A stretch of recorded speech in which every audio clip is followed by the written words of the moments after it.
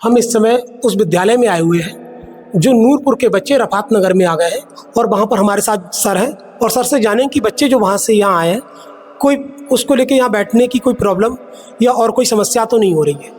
Sir, जो बच्चे आपके नूरपुर वाले स्कूल से यहाँ रफात नगर में आए उसको लेकर यहाँ पर कोई समस्या तो अभी फेस नहीं करनी पड़ रही बच्चों को?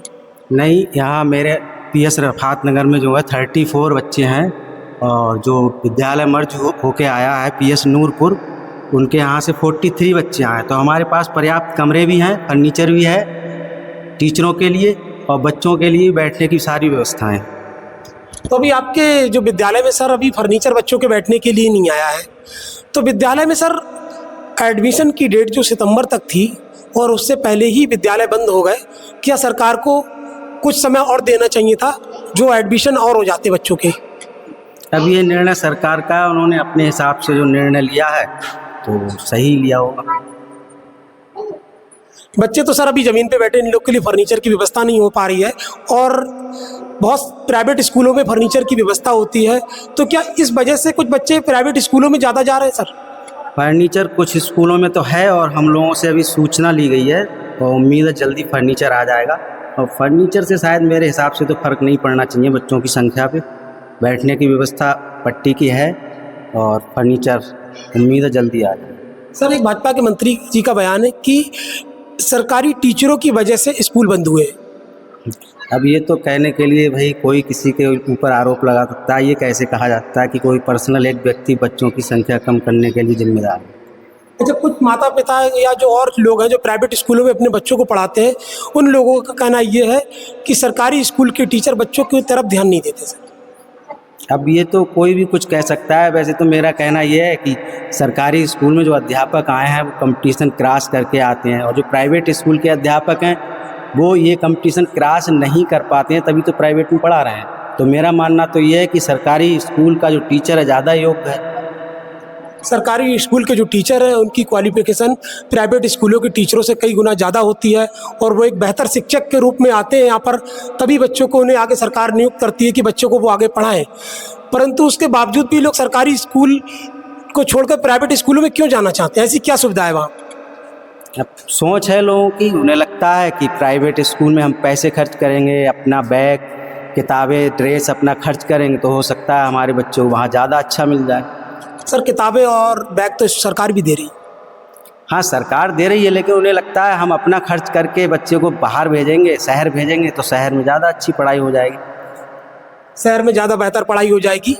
पर जो सरकारी स्कूल के टीचर हैं वो प्राइवेट स्कूलों की टीचरों के मुकाबले काफ़ी ज़्यादा गुना बेहतर और योग्य शिक्षक होते हैं, परंतु उसके बावजूद भी जो माता पिता हैं अपने बच्चों का जो एडमिशन है सरकारी स्कूलों में क्यों नहीं करा रहे हैं? ज़रूरत है हमें कि क्यों नहीं हम जाना चाहते, क्योंकि जो टीचरों की जो योग्यता है वो प्राइवेट स्कूलों के टीचर के मुकाबले कई गुना ज़्यादा है और वही योग्यता ये पास करके सरकारी स्कूलों में नियुक्त किए जाते हैं।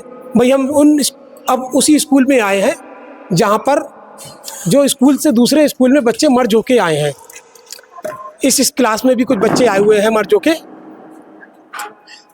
हम आपको दिखाना चाह रहे हैं जो बच्चे कुछ इस स्कूल में भी आए हैं। इस स्कूल में मैडम नूरपुर से कितने बच्चे आए हुए हैं? वहाँ से, लेकिन अभी 30-35 बच्चे तो आ ही रहे हैं। 30-35 बच्चे यहाँ कंटिन्यू आ रहे हैं।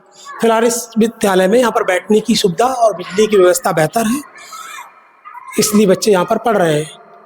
कितने बजे तक स्कूल रहता है मैम? स्कूल 2 बजे तक रहता है, लेकिन बच्चों को तो दिक्कत हो रही है। कितने किलोमीटर दूर से अब आ रहे हैं बच्चे?